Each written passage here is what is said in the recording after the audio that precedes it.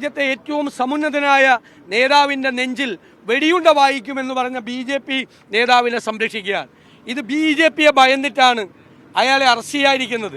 ഇന്ന് പ്രതിപക്ഷം കേരള നിയമസഭയിൽ കൊണ്ടുവന്ന അടിയന്തര പ്രമേയം രാഹുൽ ഗാന്ധിയുടെ നെഞ്ചിലേക്ക് വെടിയുണ്ട ഉതിർക്കും എന്നൊരു BJP നേതാവ് പ്രഖ്യാപിച്ചിട്ടും അയാൾക്കെതിരായി നിയമ നടപടികൾ സ്വീകരിക്കാത്ത സർക്കാരിൻ്റെ നടപടിയിൽ പ്രതിഷേധിച്ചുകൊണ്ടാണ്.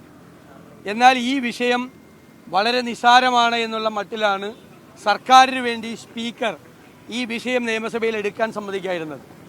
ഈ രാജ്യത്തെ പ്രതിപക്ഷ നേതാവ്, ലോകസഭയിലെ പ്രതിപക്ഷ നേതാവും ജനകോടികളുടെ നേതാവുമായ രാഹുൽ ഗാന്ധിയെ നെഞ്ചിൽ വെടിയുണ്ട പായിക്കുമെന്ന് ഒരു BJPയുടെ നേതാവ് പരസ്യമായി ഒരു ചർച്ചയിൽ വെല്ലുവിളിച്ചിട്ട് അയാൾക്കെതിരായി പരാതികൾ കൊടുത്തിട്ട് 26-ാം തീയതി നടന്ന സംഭവമാണ്. 27-നും 28-നും പരാതികൾ കൊടുത്തു. ഞങ്ങൾ ഇന്നലെ സഭയിൽ ഇത് മെൻഷൻ ചെയ്തു. എന്നിട്ട് ഇന്നലെ വൈകുന്നേരം മാത്രമാണ് പേരിനൊരു FIR എടുത്തത്. അയാളെ അറസ്റ്റ് ചെയ്യാൻ വേണ്ടിയിട്ടുള്ള നടപടികൾ പോലും ഗവൺമെൻറ് സ്വീകരിച്ചിട്ടില്ല. അയാൾ തെറ്റ് തിരുത്താതെ ആവർത്തിച്ച് വീണ്ടും അയാൾ ചാനൽ ചർച്ചയിൽ രാഹുൽ ഗാന്ധിയുടെ നെഞ്ചിലേക്ക് വെടിയുണ്ട വായിക്കുമെന്ന് പറഞ്ഞിരിക്കുക.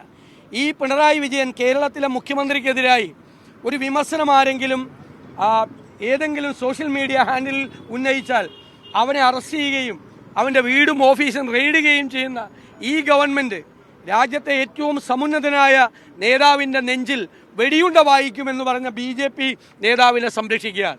ഇത് BJPയെ ഭയന്നിട്ടാണ് അയാളെ അറസ്റ്റ് ചെയ്യാതിരിക്കുന്നത്, അയാളെ ജയിലിലാക്കാതിരിക്കുന്നത്.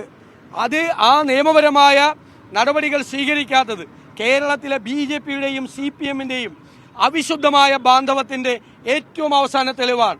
സംസ്ഥാന തലത്തിൽ കോൺഗ്രസ് ഇന്നലെ പ്രക്ഷോഭണം നടത്തി വ്യാപകമായ സമരങ്ങൾ നടത്തിയാണ്. ഇന്നത് UDF കൂടി ഏറ്റെടുക്കുകയാണ്.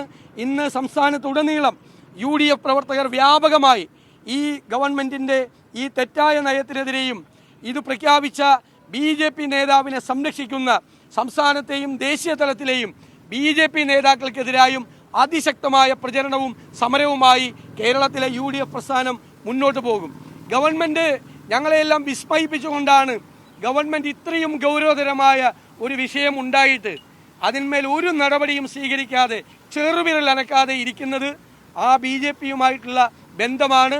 അത് കേരളത്തിലെ ജനങ്ങളുടെ മുന്നിൽ ഞങ്ങൾ അതിശക്തമായി തുറന്നു കാട്ടുക തന്നെ ചെയ്യും.